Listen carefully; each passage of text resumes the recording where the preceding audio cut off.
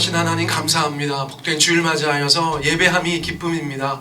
한 사람 한 사람의 심령 가운데 주님 하늘의 은혜를 부어주시고 우리가 세상 가운데 살아갈 힘을 주셔서 하나님 주님의 백성으로 주와 함께 동행함을 만민이 알게 하여 주시옵소서. 오늘 주신 말씀 감사합니다. 성령님 도와주시고 아버지 앞에 복되고 은혜로운 말씀 되게 하여 주시옵소서. 모든 것 감사합니다. 존귀하신 예수님 이름으로 기도드렸습니다. 아멘. 자, 오늘 말씀 함께 나누겠습니다. 오늘 말씀의 제목 먼저 한번 읽어볼까요? 시작. 환대와 폭력. 굉장히 안 어울리는 두 단어를 제가 함께 모아봤어요. 일단 제가 나중에 상황 설명 드리겠고요. 사사기 19장 말씀으로 이제 들어갑니다.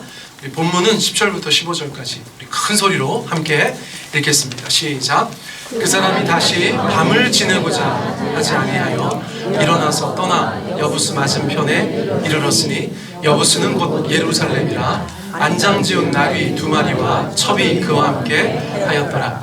그들이 여부스에 가까이 갔을 때 해가 지려 하는지라 종이 주인에게 이르되 청하건대 우리가 돌이켜 여부스 사람의 이 성읍에 들어가서 유숙하십시다 하니 주인이 그에게 이르되 우리가 돌이켜 이스라엘 자손에게 속하지 아니한 이방 사람의 성읍으로 들어갈 것이 아니니 기브아로 나아가리라 하고 또 그 종에게 이르되 우리가 기브아나 라마 중 한 곳에 가서 거기서 유숙하자 하고 모두 앞으로 나아가더니 베냐민에 속한 기브아에 가까이 이르러 해가 진지라 기브아에 가서 유숙하려고 그리로 돌아 들어가서 성읍 넓은 거리에 앉아 있으나 그를 집으로 영접하여 유숙하게 하는 자가 없었더라. 아멘. 자, 제가 오늘 두 이야기를 드리려고 해요. 그래서 그 두 단어가 조합되어져 있는 것입니다. 먼저는 19장, 20장, 21장 요 세 장 이것이 사사기의 마지막 파트예요. 이미 사사들 얘기는 다 끝났잖아요. 삼손에서. 그리고 부록이 크게 두 가지라고 말씀드릴 수 있는데 그 앞에 것은 이미 끝난 거예요. 미가, 또 레위 청년, 단지파 이 이야기는 끝나고 이제 정말 마지막 이야기인데 이것은 사사기의 마지막 이야기라는 것에서 굉장히 중요한 의미를 가지고 있어요. 자, 제가 사사기 처음에 말씀드릴 때 어떤 구조를 가지고 있다고 말씀드렸어요? 네, 나선형 하강 타락 구조라고 말씀드렸어요. 자, 먼저는 사이클이 하나 있었죠? 반복되는 사이클. 근데 그 사이클이 똑같이 반복되는 것이 아니라 떨어지면서 반복한다고 그랬어요. 상태가 점점 안 좋아지면서 반복된다고 말씀드렸어요. 그러니까 굳이 얘기하면 이런 거예요. 자, 어떤 사이클이 도는데 점점 안 좋게 돌아가요. 그래서 마지막에는 뭐라고 표현할 수 있을까요? 우리가 그런 걸 뭐라고 표현해요? 바닥이라고 표현해요. 바닥. 그러니까 사사기 19장, 20장, 21장은 사사시대의 바닥의 모습이라고 여러분께서 이해하시면 되는 것입니다. 자, 그런데 그 바닥에 어떤 이야기가 담겨져 있는가? 제가 이 이야기를 설교를 어떻게 할지가 벌써부터 엄청나게 고민일 만큼 내용이 아주 살벌해요. 그래서 그 내용을 가장 점잖게 표현한 그림을 인터넷에서 제가 찾아서 이렇게 올려놓은 거예요. 온갖 폭력, 성폭력, 전쟁 이런 것들이 바로 사사기의 마지막에 등장하고 있습니다. 자, 여러분, 폭력은 우리 주변에 너무 많잖아요. 그렇죠? 그러므로 폭력을 당연히 하는 세상을 우리가 살고 있어요. 그런데 사사기의 마지막, 하나님을 떠난 백성들의 마지막에 무엇이 가득하다고요? 폭력. 우리 사는 세상이 당연한 게 아니라는 거예요. 우리 삶의 주변에 만연한 폭력이 하나님 보실 때는 당연한 것이 아니라는 것이에요. 그것은 하나님을 멀리 떠난 사람들의 삶에 가득한 것이라는 것을 성경이 우리 가운데 말씀해 주고 있어요. 그래서 19장, 20장, 21장의 머릿말로 제가 폭력을 잠깐 말씀드릴 거고 그 후에 우리 설교의 후반부에서는 환대에 대해서 좀 말씀을 나누려고 합니다. 자, 먼저 폭력. 제가 한자를 좀 찾아봤더니 저 폭자가 사나울 폭자예요. 사나울 폭. 그래서 폭력은 사나운 힘이다. 이렇게 정의할 수 있어요. 자, 일단 요거 한번 쭉 읽어보겠습니다. 좀 긴데 제가 색칠한 거 여러분들께서 좀 더 유심히 보시면서 우리 함께 읽어보겠습니다. 폭력은 시작. 폭력은 신체적인 손상을 가져오고 정신적, 심리적인 압박을 가하는 물리적인 강제력을 말한다. 법에서는 다른 사람에게 상해를 입히거나 협박하거나 하는 등의 행위와 함께 다른 사람을 감금하는 행위, 주거에 침입하는 행위, 기물의 파손 등에 대해서도 폭력이라 표현한다. 철학, 정치학 등의 학문에서는 다른 사람 또는 국가나 세력을 제압하는 힘을 일반적으로 지칭하기도 한다. 무슨 판결문을 보는 것 같은데, 여러분 저런 것들이 폭력이에요. 저희가 막연히 잘 알고 있었는데 한번 정의를 다시 읽어보니까 더 분명해지는 것입니다. 자, 폭력이 우리의 삶에 많으면 좋을까요? 적으면 좋을까요? 없으면 좋을까요? 없으면 가장 좋아요. 자, 그럼에도 불구하고 우리 주변에 온갖 폭력과 학대가 가득합니다. 제가 이제 이런 것들을 찾아보니까 그냥 뭐 대여섯 개 하고 말려나 했는데 이렇게 많았어요. 이것은 우리 사회에 문제가 되고 있는 폭력들이에요. 자, 첫 번째 어떤 폭력이 있어요? 가정폭력이 있어요. 가정폭력. 굉장히 가까운 얘기예요. 자, 학교폭력이 있어요. 우리 아이들 학교 다니는데 아주 어릴 때부터 사실은 그런 긴장 속에 학교를 다니기도 하죠. 저도 돌아보면 예전에 그런 일들이 많이 있었죠. 학교에서. 또 직장 내 괴롭힘이 있어요. 간호사들 서로 엄청 괴롭힌다는 소문이 있어요. 뉴스에 많이 나와요. 그렇죠? 그걸 뭐라고 한대요? 태움. 그렇죠? 그래서 그거 괴롭힘 당하다가 막 자살하고 이런 간호사들도 있고, 병원인데 그런 문화가 있대요. 또 군대 폭력이 있어요. 군대 폭력. 오늘 일부 예배 해병대 이병이 왔다 갔어요. 제가 이런 얘기 하니까 막 눈 또록또록 눈동자가. 그래서 군대 내에도 폭력이 있죠. 제가 어쨌거나 뭐 짧게 군 생활했지만 저를 제일 괴롭혔던 애가 누구라고 말씀드렸어요? 요셉이. 네, 요셉이가 나쁜 새끼. 요셉이가 막 때리고 괴롭히니까 되게 은혜롭더라고요. 그래가지고 그 다음에 뭐가 있어요? 성폭력. 아유, 요즘 난리예요. 그렇죠? 린치. 제가 그냥 맨날 린치 듣다가 이번에 사전 찾아보니까 다수가 소수를 괴롭히는 거, 폭력을 가하는 거, 이제 이걸 린치라고 한다는 거예요. 언어폭력. 저는 저거 제일 잘해요. 언어폭력. 예. 군대 가서도 교회 다닌다고 하니까 제가 뭐 애들 뭐 때리기도 뭐하고 그냥 말로 그냥 더 싫어하더라고 애들이. 예. 언어폭력. 예. 데이트폭력. 요즘에 이런 뉴스 굉장히 많이 나와요. 데이트폭력. 만날 땐 좋다가 헤어지자고 하면 막 폭력. 그러나 그렇게 하면 되겠어? 안 되겠어? 안 되지, 그치? 사실 너는 내가 볼 때는 연지한테 맞을 것 같아. 자, 그래서 이제 국가폭력. 이제 한국 사회가 이제 민주화 이루어냈는데 이제 사실 국가폭력이 많이 있었죠. 최근엔 저희가 홍콩 사태 보잖아요. 홍콩 사태. 저는 사실은 한 10개 나라 가봤는데 홍콩을 못 가봤었어. 근데 너무 안타까워요. 관광객으로서. 근데 이제 그 나라 참 가끔 기도합니다. 사회적 폭력은 뭐예요? 사회적 폭력. 최근에도 뭐 굉장히 유명한 가수 하나가 또 어린 나이에 자살했잖아요. 걔를 그렇게 죽음으로 몰아간 폭력을 사회적 폭력이라고 할 수 있어요. 그래서 포털 사이트 다음은 연예 기사에 댓글을 못 달게 했어요. 이제 댓글란이 사라졌어요. 옛날에 그거 좀 보는 재미가 있으셨죠, 여러분? 내가 하고 싶은 욕을 막 남들이 해놨잖아, 그렇지? 근데 그 완전히 사라졌어. 사회적인 폭력을 차단한 거라고 볼 수 있어요. 동물 학대. 여러분 제가 조금 하는 거예요, 요즘에. 제가 막 콩이 막 볼살 막 이렇게. 그거 동물 학대야, 사실은. 연쇄 살인범들 잡아가지고 과거를 캐봤더니 어떤 동일한 삶의 모습이 있대요? 동물 학대죠, 동물 학대. 여러분들 가장 연약한 것을 괴롭히는 여러분들의 그 마음이 죄성이에요. 아시겠어요?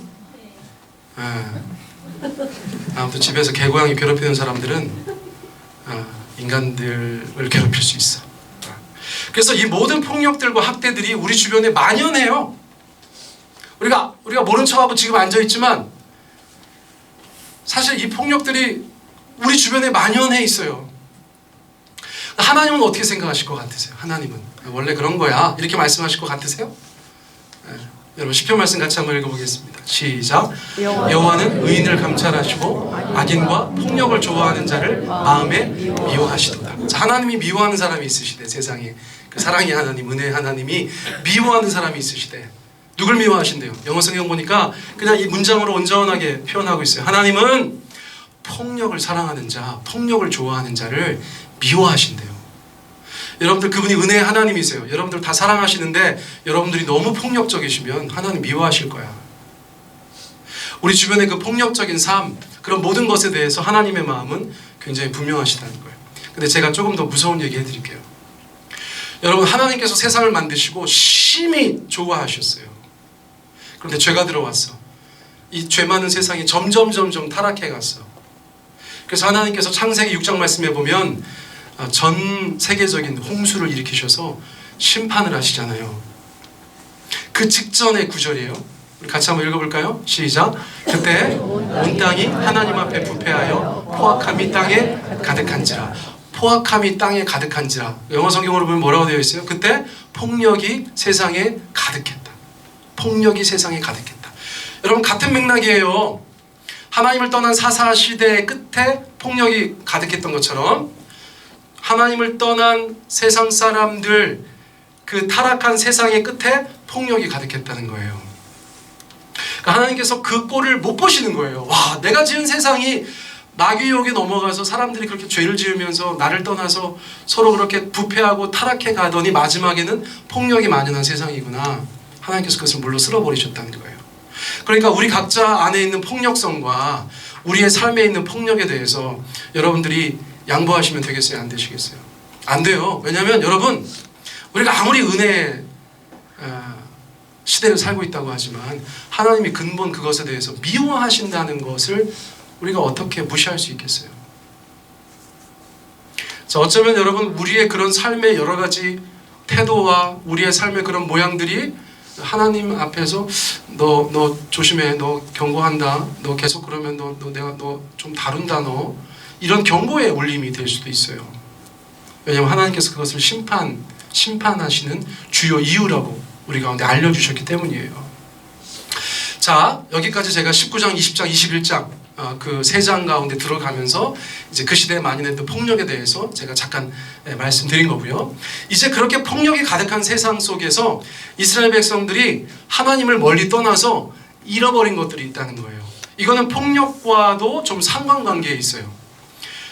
그들이 잃어버리지 않았다면 폭력적인 삶을 살지 않았을 만한 것들, 그 중에서 첫 번째 환대에 대해서 저희가 오늘 좀 나눠보기 원합니다. 이제 본문을 조금 다루려고 하는데요. 먼저 19장 12절 다시 한번 읽어보겠습니다. 시작.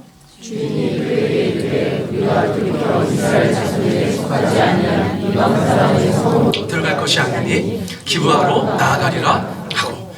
자, 이게 굉장히 긴 얘기인데 제가 뭐 이것저것 얘기하지 않았어요. 이 주인이 누구냐면 레위 사람이라고 또 등장합니다. 레위 사람. 이 사람이 진짜 웃긴데 레위 사람인데 첩이 있었어. 근데 첩이 가출을 했어. 그래서 베들레헴에 가서 그 첩을 다시 데리고 오는 중에 장인어른이 막 나흘 닷새 동안을 안 놔주는 거예요. 그러니까 마지막 날에는 너무너무 힘이 들어서 그냥 이미 하루 일과가 많이 지났는데 그 집을 떠나서 여행길에 올라요. 그 집에까지는 하루 거리면 되는데 워낙 늦게 출발했기 때문에 가다 보니까 이제 점점 해가 기우는 그런 상황이 된 거예요. 그래서 이 말씀이 이어집니다. 자, 주인이 그에게 이르되 우리가 돌이켜 이스라엘 자손에게 속하지 아니한 이방 사람의 성읍으로 들어갈 것이 아니니 기브아로 나아가자, 이렇게 얘기한 거예요. 자, 이게 무슨 말이냐면 베들레헴에서 출발했어요. 그래서 에브라임으로 가고 있습니다. 하루길인데 너무 늦게 출발했으니까 벌써 여기쯤 갔는데 예루살렘, 여부스 당시에 해가 뉘엿뉘엿 지고 있어요. 그러니까 종이 뭐라고 하냐면 우리 예루살렘으로 들어갑시다. 여부스로 들어가서 오늘 밤을 보냅시다 라고 얘기했더니 주인이 뭐라고 얘기했어요? 거기는 이방 사람의 성읍이니까 들어가지 말자, 이렇게 얘기했다는 거예요. 사사시대에 아직 예루살렘을 온전히 정복하지 않았을 때의 얘기라는 것을 저희가 알 수 있겠죠. 그래서 예루살렘에 가지 말고 어디로 가자고 했어요? 기브아로 가자고 그랬어요. 기브아. 자, 기브아가 어디 있어요? 예루살렘 바로 위에 있어요. 자, 이쪽 에브라임 가는 길이니까 이렇게 가고 있으니까 예루살렘 말고 우리 기브아나 라마까지 가자. 그런데 라마까지는 못 가고 결국은 기브아로 가게 되었어요. 여러분, 이런 마음 아세요? 이런 마음? 여러분, 저 레위 사람은 어떤 마음이었을까요? 여러분, 이방 성읍으로 들어가는 것보다 이스라엘 사람들의 성읍으로 들어가자고 한 그 사람의 마음은 무엇일까요? 무엇을 염두에 두고 있을까요? 안전이죠, 안전. 안전. 여러분, 해외여행 가셔가지고 어디 슬램가로 가시겠어요? 한인타운 가시겠어요? 뭐 이런 느낌 아니겠어요? 그러니까 레위 사람이 당연히 이스라엘 사람들의 성읍으로 가자, 기브아에 가자. 예루살렘은 위험해. 이방 사람들 우리가 어떻게 신뢰해? 하나님을 믿지 않는 사람들이고 우리의 적대 관계에 있는 사람들인데 거기에 들어가서 무슨 일을 당하면 어떡해? 그래서 결국 기브아로 나가자고 했다는 거예요.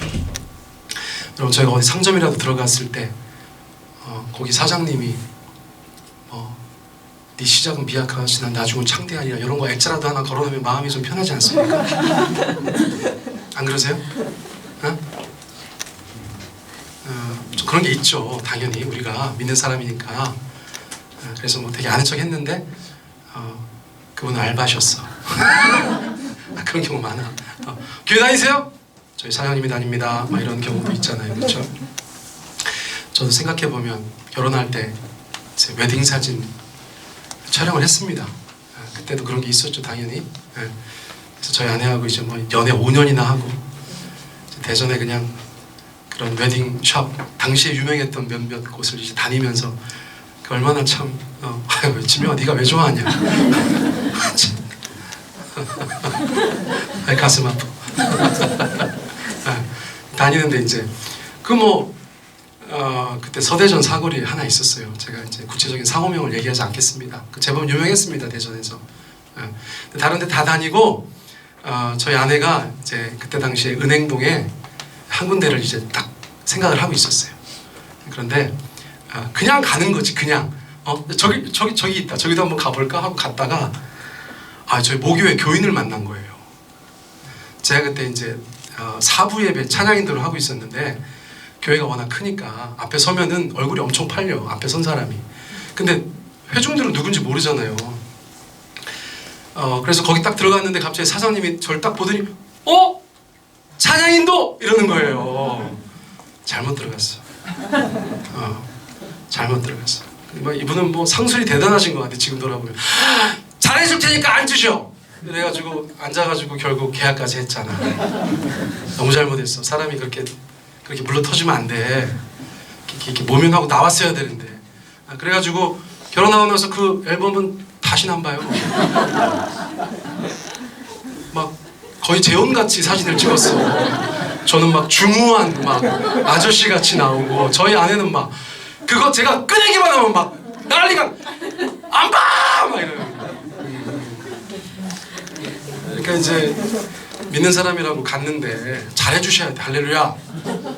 여러분들 지금 여기 다 뭐 사업도 하시고 뭐 이것저것 하시는 분들 계신데 누가 와가지고 믿는 사람이라고 좀 이렇게 접근하면 잘해주셔야죠. 실력 있게. 아시겠죠? 이게 얼마나 중요한지 몰라. 왜 이런 얘기를 하고 있어요? 그러니까 레위 사람도 기브아로 가고 싶은 거야. 기브아로. 믿는 사람한테 가니 뭐라도 더 좀 기대할 수 있는 거 아니겠어요? 당연히. 그래서 기브아로 갔는데 이분이 기대하신 거는 안전. 근데 안전보다 더 큰 개념은 환대라고 할 수 있어요. 환대. 우리가 이제 평소에 잘 안 쓰는 말이죠. 그러나 좋은 뜻이에요. 한번 읽어보세요. 시작. 반갑게 맞이하고 후하게 대접하는 거. 반갑게 환영하는 거예요. 어휴, 나그네세요? 어서 오세요. 들어오세요. 우리 마을에서 섬기겠습니다. 환영하는 거. 또 잘 대접해 주는 거예요.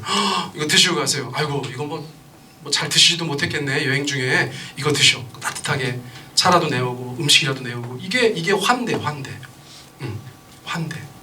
여러분 삶에 환대가 있으세요? 아멘? 여러분 환대하시는 인생 되시기를 축복합니다. 제가 왜 이렇게 말씀드리는지는 이제 점점점 더 아시게 될 거예요. 근데 이제 이스라엘 백성들, 기브아에 살고 있었던 이스라엘 백성들은 마땅히 환대해야 될 이유가 있는 사람들이에요. 근데 이 말씀은 잘 들으셔야 돼요. 이스라엘 사람들만 그런 게 아니에요. 우리도 그래요. 오늘날 신자들인 우리도 그래요. 우리가 환대의 삶을 살아내야 되는 사람들이에요. 자, 신명기 10장 우리 말씀 같이 한번 읽어볼까요? 자, 시작. 나그네를 사랑하여 그에게 떡과 옷을 주시나니 너희는 나그네를 사랑하라. 전에 너희도 애굽 땅에서 나그네 되었음이니라. 자, 하나님께서 이스라엘 백성들에게 신명기 시대에 이제 가나안으로 들어가는 이스라엘 사람들한테 말씀을 주셨는데 모세가 그거를 전달하는 과정입니다. 첫째, 나그네를 사랑하여 그에게 떡과 옷을 주신 분은 누구실까요? 하나님이죠. 자, 주어가 생략되어 있지만 나그네를 사랑하셔서 옷과 떡과 옥을 주신 죄송해요. 옷을 주신 분은 하나님으로 나타나고 있어요. 하나님은 어떤 분이시래요? 나그네에게 떡과 옷을 주시는 분이시래요. 하나님이 그런 분이시래요. 자, 여러분들, 저희가 이제 예수님을 믿는다고 합니다. 예수 믿는 사람의 목표는 제자예요. 제자. 여러분, 초신자에서 출발하죠. 그렇죠? 그래서 지금 여러분들 어디로 향해 가고 있으셔야 돼요? 제자의 자리까지 나가셔야 돼요. 자, 제자의 삶에 있어서 가장 중요한 것을 세 자로 얘기할 수 있어요. 삼음절의 단어. 제가 우리 교회들 수준이 얼마나 높은지 제가 아무한테나 물어볼게요. 자, 이은영 집사님. 자, 제자에게 있어서 가장 중요한 게 뭐예요? 대단해요. 맞았어요. 예. 금요일날 제가 알려줬거든요. 금요기도회 때. 여러분, 지금 뭐라고 말씀드렸어요? 본받음. 여러분, 우리가 하나님의 백성입니다. 예수님의 제자이기를 희망하고 있습니다. 우리의 삶에 가장 중요한 게 뭐라고요? 본받는 거예요. 여러분, 예수님을 본받는 삶을 살아가야 되는 거예요. 우리의 삶의 목표가 두리뭉실하지 않아요. 굉장히 분명합니다. 예수님 닮는 삶을 산다는 거예요. 예수님이라면 어떻게 하셨을까를 고민하는 삶이 신자의 삶이라는 거예요. 그러니까 여러분, 하나님께서 나그네를 사랑하시는 분이시래요. 나그네에게 떡과 옷을 주시는 분이시래요. 그들의 가장 간절한 필요를 채우시는 분이 하나님이시래요. 그럼 우리는 어떤 삶을 살아가야 된다고요? 나를 제외한 타인들에게 환대하는 삶을 살아야 되는 존재라는 거예요. 여러분, 이것은 하나님의 명령과도 같은 뜻이라고 생각할 수 있어요. 하나님이 그런 분이시니까 우리도 그런 삶을 살아야 된다. 자, 그런데 두 번째 이유도 있어요. 두 번째 이유. 두 번째 이유는 뭐라고 볼 수 있어요? 전에 너희도 애굽 땅에서 나그네였기 때문이다. 이거예요. 자, 이 두 가지 이유 때문에 너도 마땅히 나그네에게 사랑을 보여줘야 된다고 성경은 우리 가운데 말씀해주고 있다는 거예요. 자, 나그네는 누구냐? 나그네는 누구예요? 타인입니다. 타인. 타인에게 내가 환대하는 삶, 그것을 주님께서 우리 가운데 말씀해 주셨어요. 이스라엘 백성들이 이 얘기 들었으면 어떤 마음이 들었겠어요? 너네가 430년 동안이나 애굽 땅에 가가지고 종살이 했는데, 야, 그때 니네 어떤 걸 원했어?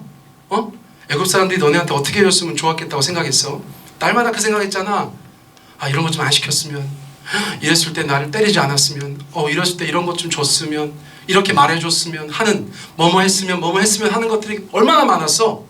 근데 이제 너네한테 기회가 온 거야. 너네는 이제 이스라엘 백성이 되었어. 너네에게 나그네들이 있어. 손님들이 있어. 타인들이 있어. 너네 어떻게 할 거야? 하나님께서 지금 그렇게 접근하시는 거라고 볼 수 있어요. 옛날에 우리가 살면서 누구 나랑 어떻게 했겠다 저렇게 했겠다 했던 모든 것들을 이제 어떻게 하라는 거예요? 실천하라는 거죠. 하나님께서 우리 가운데 그것을 말씀해 주시니까 이스라엘 백성들은 이러한 이유들로 인해서 그 공동체가 타인을 환대하는 것을 의무로 여기고 있었어요. 공동체적 의무. 그래서 여러분, 저희가 신구약 성서를 통틀어서 볼 때 나그네에 대한 이스라엘 사람들의 그 환대가 대단하죠. 예를 들어서 아브라함 같은 경우는 어떻게 했습니까? 사람들이 막 저기 지나가면 쫓아가서 데려다가 그 사람을 입히고 먹이고 환대하는 모습을 보여주죠. 여러분, 이스라엘 사람들이 가지고 있었던 당시의 중동의 문화 중에서도 고도로 발달한 환대의 문화가 그 백성들 가운데 있었다는 것이에요. 자, 레위 사람은 지금 그것을 알고 기브아를 선택한 것이에요. 자, 그런데 여러분, 왜 하필이면 나그네일까? 이런 생각을 자연스럽게 하셔야 돼요. 여러분, 나그네는 어떤 사람이에요? 응? 우리의 삶의 자리에 들어와서 우리와 함께 살아가는 사람이에요? 떠날 사람이에요. 갑자기 왜 가슴이 아프지? 그쵸? 떠날 사람입니다. 여러분, 저희 교회만 생각해봐도 나그네들이 계셨어요. 왔다가 갑자기 노래가 생각나네. 지금 제가 생각하는 노래 생각나시는 분들은 다 최소 45세 이상이에요. 응? 응? 이영미 집사님 지금 생각나셨죠? 왔다가 그냥 갑니다. 이 노래 생각하시는 것 같아요. 죄송해요. 나그네는 왔다가 그냥 가는 사람이에요. 우리의 삶에 그 사람들이 무엇인가 보상을 할까요? 안 할까요? 안 하죠. 우리가 환대해도 모르는 사람일 뿐만 아니라 내가 환대한 것을 뭐 거두어 드리기가 마땅치 않은 사람들이 바로 나그네인 거예요. 자, 그러면 이런 말씀이 생각나죠. 마태복음 5장 44절 읽어보세요. 시작. 나는 너희에게 이르노니 원수를 사랑하라. 너희를 박해하는 자를 위하여 기도하라. 네, 느낌 비슷한 거예요. 나그네를 사랑하라. 나그네를 환대하라. 이 말은 원수를 사랑해라. 너희를 박해하는 사람을 위해서 기도해라. 이런 느낌과 비슷한 거예요. 자, 여러분들이 딱 세상에서 한 사람을 사랑하지 않는다면 누구예요? 응? 원수죠, 당연히. 아유, 그런 분이 안 계신가 봐. 여러분들이 세상에서 딱 한 사람을 사랑하지 않는다면 내 원수 같은 인간이죠. 그런데 예수님께서 뭐라고 하셨어요? 그 원수를 사랑해라. 이거는 의미상으로는 그 원수까지 사랑해라 이런 느낌이죠. 근데 만약에 어떤 이유가 됐든지 간에 그 말씀을 온전히 순종하려고 어떤 사람이 원수까지 사랑하려는 노력을 했어.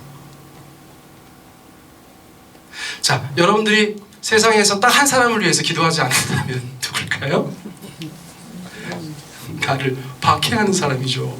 나를 막 괴롭히고 못 살게 하고 나의 삶에 아주 그냥 정말 죄를 뿌리는 인간, 그 인간을 위해 기도하지 않는 것이죠. 그 사람이 마지막 사람이에요. 근데 예수님께서 뭐라고 하셨어요? 야, 너를 박해하는 자를 위해서까지 기도해라 이렇게 말씀하셨다는 거예요. 그래서 똑같이 어떤 사람이 뭐 신앙 때문이든 뭐 때문이든 그 말씀에 순종하려고 기도를 하다가 나를 박해하는 사람을 위해서까지 기도를 했어. 여러분, 이 말씀에 순종한 사람의 미래의 모습은 어떨까요? 어떤 사람으로 변해가고 있을까요? 예? 훌륭한 사람이죠. 훌륭한 사람. 예수님 보실 때 얼마나 기쁜 사람이 되어가겠어요. 호랑이를 그리다가 고양이 그린다는, 호랑이를 그리다가 안 되면 고양이라도 그린다는 말이 있잖아요. 여러분, 예수님 말씀하신 건 나는 조금 의도가 있지 않나 이런 생각이 드는 거예요.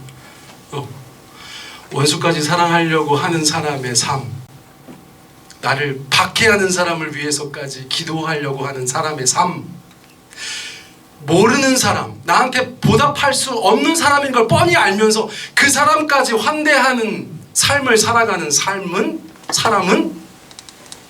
어떤 사람이 되겠어요? 정말 주님 보시기에 훌륭한 사람 되는 거예요. 나그네를 사랑하라 이 말은 나그네까지 사랑하라는 말이에요. 정말 모르는 사람, 우리한테 보답할 수 없는 사람까지 환대하는 삶의 태도, 그런 신앙, 그런 사람들이 우리 곁에 있으면 얼마나 좋겠어요. 여러분, 제가 그런 사람 되기를 소원합니다. 여러분들이 저에게 그런 사람 되주시기를 소원합니다. 난 남는 장사야. 여러분, 이게 그렇게 중요하다는 거예요. 그래서 우리의 삶을 변화시키는 굉장히 중요한 말씀이라는 거예요. 그런데 그렇게 하나님께서 말씀하셔서 신앙 때문에라도 또 그 공동체의 아주 귀한 문화로서의 환대 때문이라도 마땅히 기부할 사람들은 레위 일행을 어떻게 받아들였어야 돼요? 환영하고 대접했어야 되죠. 그런데 기부할 사람들, 지금 이 사사기의 마지막에 기록되어져 있는 기부할 사람들은 어떤 모습을 하고 있다는 것이에요. 자, 19장 읽어보세요. 시작. 기브아에 가서 유숙하려고 그리로 돌아 들어가서 성읍 넓은 거리에 앉아 있으나 그를 집으로 영접하여 유숙하게 하는 자가 없었더라. 여러분, 공개된 넓은 거리, 광장바다 같은 곳이에요. 이제 일과를 마치고 집으로 돌아가는 모든 사람들이 지나가는 광장.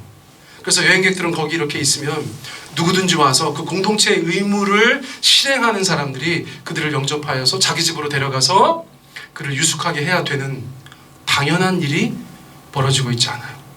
어디에서요? 기브아에서요. 여러분, 우리가 이것을 그냥 우리 생각으로 하면 안 돼요. 우리도 나도 그러겠다. 아파트 주칠구에 누가 여행객이 서 있어? 당연히 난 안 데리고 들어가지. 그렇게 생각하시면 안 돼. 이때 상황으로 생각하셔야 돼. 이게 얼마나 이상한 일인지를 여러분들이 상상하셔야 돼요. 합리적으로. 여러분, 누가 환대할 수 있겠어요? 누가 그 나그네를 환대할 수 있겠어요? 여러분, 제가 한 3개 정도로 정리해 보았어요. 자, 1번을 읽어보세요. 시작. 하나님의 환대를 경험한 사람. 여러분, 신자들에게 있어서 이것이 굉장히 중요합니다. 하나님의 환대를 경험한 사람의 삶은 이전과 같을 수가 없어요. 예를 들어서 누가복음 15장에 우리가 그토록 잘 알고 있는 탕자, 둘째 아들. 여러분, 아버지 가슴에 대못 받고 나갔다가 가산 다 탕진하고 돌아올 때 아무것도 기대하지 않았어요. 그냥 밥만 먹여주면 좋겠다고 하고 오는 길이었어요. 근데 아버지가 어떻게 했어요? 한마디로 말하면, 오늘 설교의 주제와 관련해서 한마디로 말하면 환대해 주셨어요. 어느 정도로 환대해 주셨어요? 막 자기 옷 입히고 막 그 가문에 인장반지 끼워주고 막 신도 갖다 주고 막 살진 송아지 잡고 난리가 났어요. 조금도 기대하지 않았던 환대를 누구한테 받았어요? 아버지한테 받았어요. 그러면 그 아들은 이전의 삶과 이후의 삶이 같았을까요? 달랐을까요? 당연히 다르죠. 여러분, 같을래야 같을 수가 없는 거예요. 너무나 큰 환대를 받았어요. 그런데 누가복음 15장에서 그 둘째 아들이 누구라는 거예요? 성경은 누구라고 하는 거예요? 우리라고 하는 거예요. 우리. 여러분, 여기 앉아 계신 우리 모두가 하나님 보실 때는 돌아온 탕자라는 거예요. 그런데 우리가 어떤 환대를 받았어요?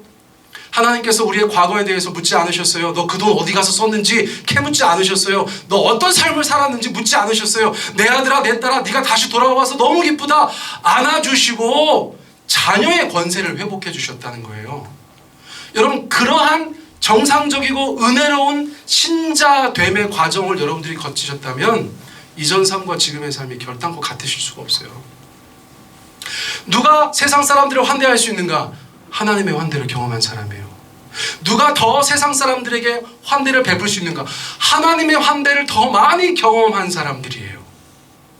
여러분, 주님 앞에 환대 받으시기 바랍니다. 주님의 그 사랑과 은혜, 그 놀라운 환대가 우리의 삶 가운데 새롭게 다가오시기를 축복합니다. 그러면 우리도 다른 사람들을 더 환대할 수 있을 거예요. 자, 2번째 한번 읽어볼까요? 시작. 빚진 마음으로 말씀에 순종하는 사람. 이스라엘 백성들 애굽에서 건져내서 주님께서 뭐라고 말씀하셨어요? 너 나그네들 사랑해라.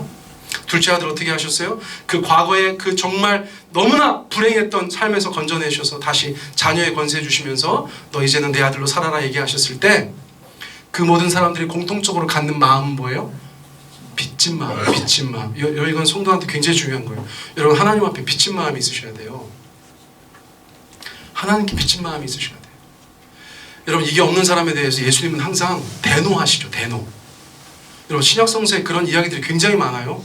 엄청난 빚을 탕감해 주었는데 그 사람이 자기한테 빚진 사람한테 가가지고 굉장히 작은 것을 받아내려고 막 난리칠 때 예수님께서는 굉장히 대노하시죠. 그것이 얼마나 은혜를 모르는 짓인가를 예수님께서 말씀해 주시죠. 여러분, 예수님 믿는 사람들은 빚진 마음을 가지셔야 돼요. 여러분, 엄청난 것을 탕감받으셨어요. 그 죄값을 탕감받으셨어요. 과거의 삶에 대해서 하나님께서 탕감해 주셨어요. 여러분, 엄청난 것을 받아든 사람들이 바로 우리라는 것이에요. 자, 3번째 한번 읽어볼까요? 시작. 타인의 환대를 경험한 사람. 여러분, 살면서 환대를 경험하신 적 있으세요? 눈이 돌아가는 거는 생각은 잘 안 난다는 얘기지, 그치? 네. 근데 예를 들어서 낯선 땅에서 제가 이제 미국 생활 3년 할 때 생각나는 외국인이 있어요. 외국인. 한인 공동체들이야. 말씀드릴 게 많고, 그거 말고 미국 사람들 중에서 저를 정말 환대했던 사람들 2사람이 늘 기억나요. 한 사람은 린다 할머니라고 저랑 같이 이제 일주일에 한 번씩 만나서 이제 영어 가르쳐주던 할머니인데 저한테 정말 잘해주셨어요. 이제 그 사람들 그 아들이라고 호칭하면서 이렇게 해주는 거, 그런 거 참, 그런 게 또 미국 문화에 또 그런 매력이 있긴 하죠. 그렇죠? 또 한 사람은 이제 인도 출신 미국인인데 이름이 꼬냑이야. 꼬냑. 다른 생각하지 마시기 바랍니다. 사니오 꼬냑인데 미국인 와이프 만나서 결혼해서 미국에서 오래 산부인과 의사인데 저희 셋째 이제 출산하는 과정에서 이제 뭐 체크업하러 늘 가면은 막 같이 손잡고 기도하고 막 되게 은혜로운 진료실이었어. 근데 결정적으로 아들이라고 했는데 초음파 사진 보면서 그렇게 보이 참나. 너무 훌륭한 닥터였어요. 그 지역에서 아주 덕망 실력 있는 그런 닥터라고 해서 갔는데 뭐 성별이 뭐가 중요해, 그렇죠? 예, 근데 그냥 다만 조금 이렇게 결과가 다르니까 좀 당황했었다 이런 얘기예요. 예, 예, 다른 뜻은 전혀 없어요. 우리 인지가 얼마나 아들 같아요. 근데 제가 요즘에도 이제 한국에서 돌아다닐 때 외국인들이 굉장히 많잖아요. 여러분 이 동네에도 외국인들 되게 많아요. 뭐랄까 뭐 애들이 마트에서 뭐 이렇게 좀 주저주저 하면 제가 좀 이렇게 막 도와주고 싶은 마음이 제 안에 굉장히 있어요. 근데 걔가 영어를 못할까봐 제가 안 가는 거예요. 어쨌거나 환대를 경험한 사람은 그 환대에 대해서 환대할 수 있는 사람으로 변할 확률이 굉장히 높습니다. 그래서 이 모든 것들을 다 종합한 것, 저런 것들을 경험한 사람은 마땅히 다른 사람들을 환대할 수 있을 것이라고 저는 생각해요. 네, 그런데 사람들은 안 그런 경우도 많아. 제가 이제 주유하러 가잖아요. 주유소에 가면 가끔 이제 돌아 나오면서 혼자 웃을 때가 있어요. 네, 왜냐면 들어가면서 제가 인사 문 내리면서 안녕하세요. 아무 말도 안 해. 가득이요. 아무 말도 안 해. 안녕히 계세요. 나오면서 야 정말 세상이 너무 깜깜하다. 아니 내가 알바 같아 내가. 그런 분들이 얼마나 많아요. 여러분 우리까지 그래야 되겠느냐고요. 우리는 하나님의 말씀과 같이 환대가 삶 속에 배어있는 자들이 되어야겠다는 거예요. 그래서 하나님은 늘 우리 가운데 당근과 채찍을 주시는데 여러분들 이 좋은 환대를 베풀며 살으라고 주님께서 우리 가운데 주시는 장려책이 있어요. 장려책. 자 보세요. 히브리서 말씀 같이 읽어보세요. 시작. 형제 사랑하기를 계속하여 손님 대접하기를 잊지 말라. 이로써 부지 중에 천사들을 대접한 이들이 있었느니라. 자, 있었느니라. 이게 무슨 느낌이세요, 여러분? 응? 비타오백을 계속 따라. 다음 기회가 한번 나올 것이다. 여러분 비타오백 모르세요? 나만 먹나? 사 먹진 않아요. 누가 주면 먹지. 근데 누가 주는 순간 기대감이 생겨. 이 뚜껑을 돌려서 뒤집었을 때 한 병 더. 그거를 사는 어떤 동기부여가 되잖아요. 안 되세요? 나 수준이 왜 이래? 나 되게 저급한 사람인 것 같은데. 얘를 그렇게 든 거죠, 제가 얘를. 동기부여가 되잖아요. 근데 여러분 이게 뭐예요? 형제를 사랑해, 자매를 사랑해. 똑같아. 손님 대접. 저기도 마찬가지예요. 뭐 나한테 대단히 뭐 보상할 사람도 아니고 그냥 왔다 갈 사람인데 그 사람을 대접하는 것을 잊지 마.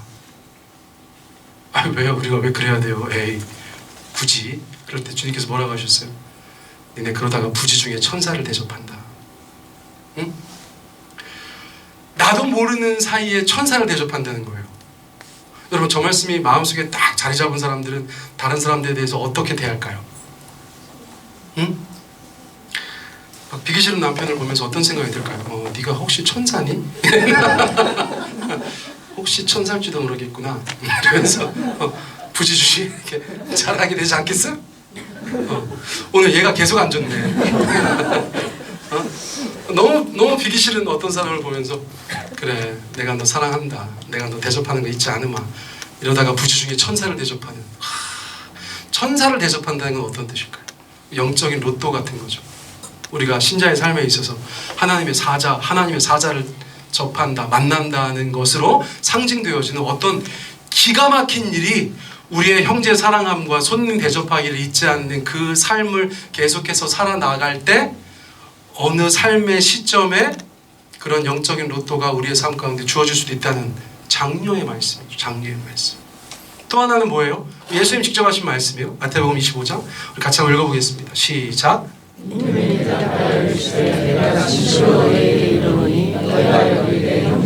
지극히 작은 자 하나에게 한 것이 곧 내게 한 것이니라. 우리 옆에 분들 한번 보세요. 나중에 이제 예수님께서 이러시는 거예요. 우리 다 하나님 나라 가면 야, 너는 왜 이렇게 나한테 잘했냐? 여러분 마태복음 25장이 그거예요. 내용이. 야, 너 왜 이렇게 나한테 잘했냐? 제가요? 저 주님 오늘 처음 뵙는 것 같은데 아니야. 네 곁에 있었던 지극히 작은 사람들이 나였어. 그럼 우리가 얼마나 놀랄까? 또 예수님이 그러시는 거예요. 야, 너 나한테 왜 그랬냐? 제가요? 제가 뭘요? 오늘 처음 뵙는 것 같은데요? 너 네 곁에 있었던 지극히 작은 자들이 나였어. 이러면 곤란할 사람들 많지. 근데 예수님께서는 그런 형태로 우리의 삶을 결산하시겠다는 거예요. 굉장히 당황스러운 거예요. 제가 오늘부터 청년들한테 잘하려고 그래요. 지극히 작은 자들, 내 인생에 도움이 하나도 안 되는 것들. 그러나 우리 진명 예수님, 우리 화랑 예수님, 우리 연지 예수님, 이 지극히 작은 것들이 유치부로 갈까? 아무튼 그 사람들 안에 예수님은 자기를 동일화시키면서 그 사람에게 한 것이 나한테 한 것이다. 잘하면 나한테 잘한 거고 못하면 나한테 못한 거다. 이렇게 말씀으로 장치를 해놓으신 거예요. 장치. 우리가 사람들을 보고서 겉으로 판단해서 그 사람을 세상적인 조건으로 판단해서 함부로 하지 않도록, 저 사람은 환대 안 해도 되겠지라고 생각하지 않도록 하나님의 말씀의 장치를 성경 곳곳에 두었다는 거예요. 여러분, 그러니까 오늘 이 말씀 들으시고 이 설교 함께 나누시고 나서는 우리가 조금 우리의 삶을 달리 하시면 좋겠어요. 달리 하시면.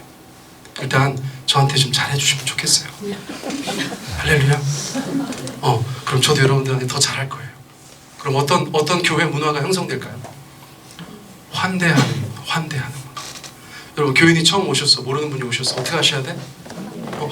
환대해야 돼. 교회 문 앞에 있는데 아무도 영접하여서 유숙하게 하는 사람이 없어. 그럼 되겠어요? 안 되겠어요? 안 되죠. 밖에 나가서 주유하러 갔는데 알바가 인사를 너무 안 해. 그래도 화내지 마시고 어떻게 하셔야겠어? 환대하셔. 환대. 건빵은 네가 드세요. 이렇게 하면서 환대. 저는 이 말씀들이 참 감사해요. 우리가 얼마나 게으른지, 우리가 얼마나 말씀에 순종하지 못하는 존재들인지를 아시고 하나님께서 이런 장치들을 해놓으신 것 같아. 근데 이 말씀은 진짜일까요? 가짜일까요? 저는 진짜라고 생각해요. 그래서 부지 중에 천사가 있었을 거예요, 분명히. 제가 일주일 내내 막 환대 설교 준비하고 있는데 금요일날 저 신학교 동기인데 나이는 4살 많은 형, 저희 교단 역사상 가장 뛰어난 학벌을 가지고 계신, S대에서 출발하셔가지고 예일대에서 학위를 받으신 그런 목사님이 오셨어요, 대전에. 근데 꼭 찍어서 저를 보자 그래. 제가 레벨로가 그래요. 근데 가가지고 아침 내내 환대 하다가 나가가지고 제가 환대를 너무 했네. 밥도 다 사고 커피도 다 사고 환대. 막 그때는 환대 충만해가지고 제 안에. 그래서 뭐 그 사모님한테도 제가 막 잘해드리고 막 그 애한테도 막 제가 엄청 잘하고 막. 근데 얘기하는데 갑자기 뭐 자기 집에 갑자기 프린터가 고장나가지고 프린터 산다 이런 얘기를 하는 거예요. 근데 저희 집에 프린터가 하나 남는 게 있어요. 제가 막 그것도 주고 막 너무 환대했어.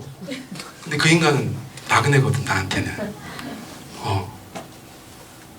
근데 너무 기쁜 거예요. 여러분, 환대의 삶에 기쁨이 있어요. 혹시 나중에 우리 교회 올까 싶은 마음도 좀 있긴 했어요. 이제 대전으로 올 수 있다고 그래가지고 그런 마음이 1%는 있었어. 1%. 그러나 99%는 되게 순수했어요. 환대의 삶. 자, 그래서 여러분 이제 환대하는 삶이 되시기를 바랍니다. 아멘. 이거 저의 희망사항이 아니고요, 하나님께서 희망하시는 거래요. 환대. 근데 환대하는 삶을 살기 원하는 자들이 꼭 기억해야 되는 말씀 한 구절. 제가 정말 가끔씩 이 말씀 나누죠. 마태복음 7장 12절 세 번역으로 같이 읽어보겠습니다. 시작. 그러므로 너희는 무엇이든지 남에게 대접을 받고자 하는 대로 너희도 남을 대접하라. 이것이 율법과 예언서의 본뜻이다. 여러분, 제가 기가 막힌 말씀 드릴 거예요. 구약 성서가 39권이에요. 성경에서 두꺼운 건 다 구약에 가 있어. 그걸 읽고 나가지고 막 이게 무슨 뜻인가 고민하려고 하지 마시고 예수님 말씀을 들으셔. 구약 성서를 한 줄로 요약한 것이 이거라는 거예요. 자, 구약 성서를 한 줄로 요약한 것이 뭐래요? 남에게 대접을 받고자 하는 대로 너희도 남을 대접하라. 자, 연습해봐야겠다. 오늘 3부 모임 해야겠어. 연습하기. 그래서 다른 사람하고 어떤 일이 있어요. 어떻게 하셔야 된대요? 내가 이 사람한테 대접받고 싶은 대로 내가 대접하는 것이 구약 성서의 본 뜻이래요. 그러면 내가 한 번 주면 한 번 받고 한 번 주면 한 번 받아요? 그런 게 어딨어. 우리는 순종하는 거예요. 그러다 보면 부지 중에 천사를 대접하고, 우리가 그렇게 한 것이 지금 당장 내 눈앞에 뭐가 안 될지라도 예수님께서 나중에 나의 삶을 결산하실 때, 야, 네가 나한테 그때 잘한 거야 라고 말씀하신다는 거예요. 자, 이 말씀 한 번만 더 읽습니다. 너무 중요한 말씀이에요. 시작. 그러므로 너희는 무엇이든지 남에게 대접을 받고자 하는 대로 너희도 남을 대접하여라. 이것이 율법과 예언서의 본 뜻이다. 이것만 기억하고 실천하며 살아도 얼마나 복된 인생이 될까요? 자, 이제 환대하기를 실천해야 합니다. 환대하기를 실천. 이 폭력적인 세상에, 이 하나님 보실 때 부패한 세상 속에서 신자의 정체성을 가지고 살아갈 때 드러나는 것은 환대하는 것이, 환대하는 것. 다른 사람들을 환대하는 것. 뭐 소금과 빛이다. 뭐 말은 어떻게 할 수 있어. 그러나 우리의 삶의 모양으로 봤을 때 남들이 환대하는 것. 자, 환대하는 걸 어디서 연습할 수 있어요? 여러분, 어디서 연습할 수 있습니까? 네? 저는 교회라고 생각해요. 1차적으로. 이 말씀을 우리가 함께 나누었어요. 우리가 신자 공동체예요. 하나님께서 이렇게 말씀하셨대. 자, 우리 서로 환대해 봅시다. 서로 환대해 봅시다. 서로 환대하다가 우리 안에 어느 정도 노하우가 생기고 습관이 되고 그 환대가 익숙해졌을 때 자연스럽게 세상에 나아가서 다른 사람들에게 환대를 베풀 수 있는 사람이 되어 있겠죠? 여러분, 이게 자연스러운 거예요. 훈련소에서 훈련받고 실전에 배치되는 것처럼. 그러므로 교회에서 서로 환대 안 하는 사람들이 어디 다른 데 가서 다른 사람들을 환대할 수 있겠어요? 저는 교회에서만 환대 안 하고요. 나가면 기가 막히게 환대해요. 그럼 말이 안 되는 거예요. 여기에서 우리가 서로에게 환대하는 것을 연습해야 돼. 그럼 달라져요. 여러분, 교회에서 계속 찬양하다 봐. 나중에 노래방 가면 사람들이 싫어해요. 옛날에는 더 샤우팅이었는데 왜 요즘에 갑자기 경건해졌어. 뭐라도 달라져. 교회에서 우리가 하는 어떤 일들이 뭐라도 달라져. 자, 그러므로 이제 하나님 앞에 이것을 실천할 텐데, 자, 말씀 읽어보세요. 갈라디아서 6장 시작. 그러므로 기회가 있는 동안에 모든 사람에게 선한 일을 합시다. 특히 믿음의 식구들에게는 더욱 그렇게 합시다. 이거 세번역인데 제가 잘못 적었어요. 자, 세번역 성경에서는 이 갈라디아서 6장 10절 말씀을 그러므로 기회가 있는 동안에 모든 사람에게 선한 일을 합시다. 사랑을 베풀고 은혜를 베풀고 환대하는 삶을 삽시다. 그러면서 특히 누구에게? 믿음의 식구들에게. 자, 믿음의 식구들은 누구냐면 육신의 식구들에게는 잘하지 말라는 얘기가 아니라 그 신자 공동체 안에서, 그 신앙 공동체 안에서 먼저 특히 그 신자 공동체 안에서 그것을 해봅시다. 더욱 그렇게 합시다. 아까 제가 말씀드린 거하고 같은 맥락의 이야기라고 저는 생각해요. 그래서 청년들한테, 장년들한테, 형제에게, 자매에게, 남녀노소에게 우리가 환대하는 것을 계속 연습하는 거예요. 그리고 나서 우리가 삶의 자리로 나아가서 가까운 사람으로부터 시작해서 나그네까지 환대하는 인생을 살아가기를 우리 주님께서는 원하신다고 저는 분명히 믿습니다. 세상이 그렇게 강팍해져 갔어요. 세상 사람들이 서로 웃지 않아요. 세상 사람들이 서로 그렇게 서로에 대해서 그렇게 따뜻한 마음을 갖고 있지 않아요. 이러한 시대 속에서 우리가 환대할 줄 아는 성도로 다시 거듭나는 그런 시작의 시간이 바로 오늘 이 시간이 되기를 간절히 원합니다. 우리 같이 한번 기도할까요?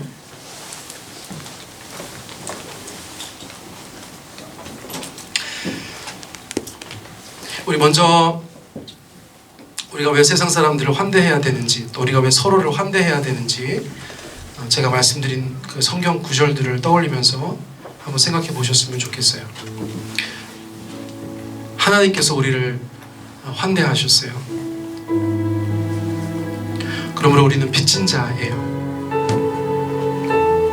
또 하나님께서 우리 가운데 명령하셨어요. 우리가 그 말씀에 순종하는 사람들이 되어야 합니다. 또 세상을 지금까지 살아오면서 별다른 이유 없이 나를 환대했던 사람들을 생각하게 됩니다. 그러면 이제 우리 각자가 선택할 수 있는 것은 분명해져요. 나도 환대하는 사람이 되는 것입니다. 우리의 목표는 나그네까지 환대하는 것입니다.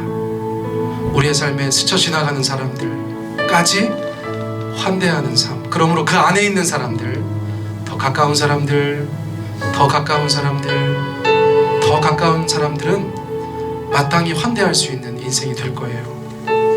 여러분, 우리의 힘으로는 부족함을 느낄 때가 많을 것입니다. 그러므로 이 시간 주님 앞에 기도합니다. 주여, 주님의 말씀에 순종하기 원합니다. 하나님 나라의 그 아름다운 문화에 동참하기를 원합니다. 내가 그렇게 대접받고 싶으니 남들을 그렇게 대접하는 인생 되기를 원합니다.